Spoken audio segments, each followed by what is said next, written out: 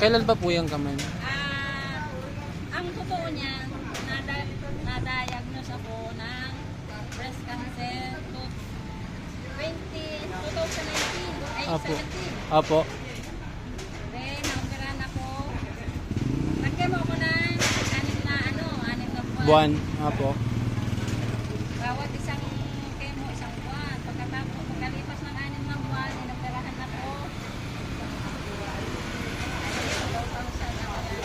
Basta 18. 18. Operahan ako. Tapos, pagka-opera ko, tinanggal natin itong dede ko. Apo. Nag-chemo naman ulit ako ng 13 cycle. Saan po yun? Para saan naman? Dito nga. Dyan lang din po. Breast cancer kasi ito eh. Okay po. Tapos, Tapos, yun, nang namaoperahan ako, every week. 13, dito nang nakahulugan niya, ilang buwan. opo. Parang Kada isang linggo, isang beses.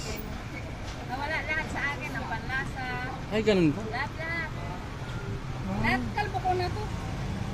Nawalan ako ng buhok. Mm. Lahat. Basta lahat. Mm-mm. Tapos ito, sa madaling kwento, kaya nagmaga itong kamay ko. Naputol kasi yung ugat. Ugat.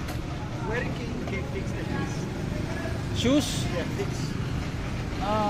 You can go There. there. Go there ka lang. Straight. You can go straight, then you will turn right. No, left. Left. Right. Yes. Right, sir, right. Right? Diretso po, di ba? Tapos ka, Right ka lang. The right. Okay, thank you. meron po sa right. And then you can go Okay, thank you. Okay. Yan na nga, sa madaling kwento ko, naputol daw yung ugat ng dede ko. Apo. Ano natin, yung tubig ba? Nagbabalik sa iba't ibang parte ng katawan. Apo. So, kailangan itaas yan ng gano'n. Pero okay lang naman, normal. Kung ano po yun na, hindi po mabigat. Hindi na, normal na kilos lang. Galaw ng kamay ko, gano'n din yan. Meron kasi ako nakita sa Facebook. As in, sobrang laki. Pero lalaki po yun. Ano po yung nagiging cause nun? Naging diagnose yan. Hindi ko po alam. Nakita ko lang po sa Facebook. Nagka-basketball pa po siya. Ang laki na nung ano niya. Basta ang sabi ng doktor, Pero normal lang po kayo kumilo na ano. ngayon pagka hindi ko na maigalaw, magiging paralytic na ako. Ay ganun. Malaki pa po yan. Lalaki. Hindi, sa gabi, naliit na siya na ano na.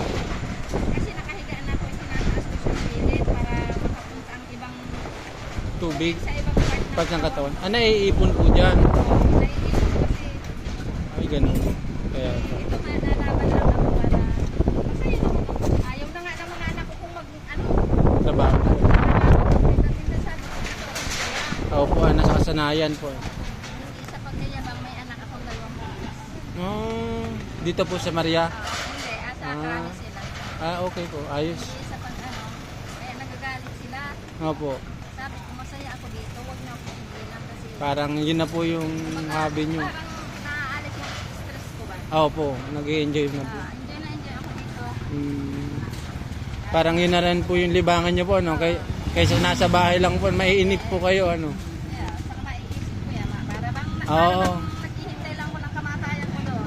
Hindi naman sa pag-ano. Oo Okay po. lang naman, binigyan ako ni Lord ng Hanggat kaya pa po. Ano? isa pang pag-asa. Opo.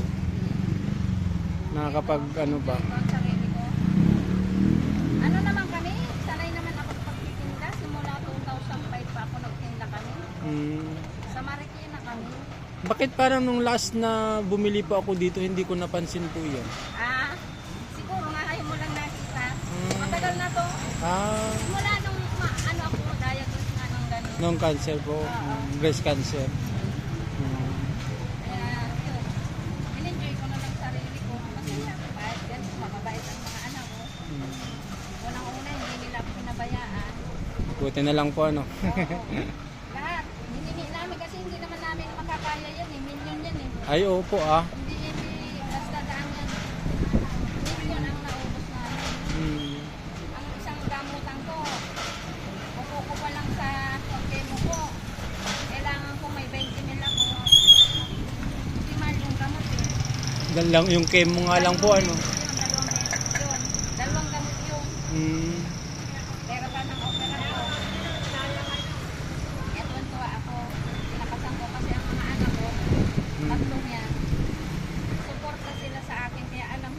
Ilan po ang anak niyo? Tatlo. Tatlo. Alam ko na kung ano, May mga man ang ko alam kung mahal na mahal ako ng mga anak ko. Hanggang ngayon, may mga pamilya na po sila. meron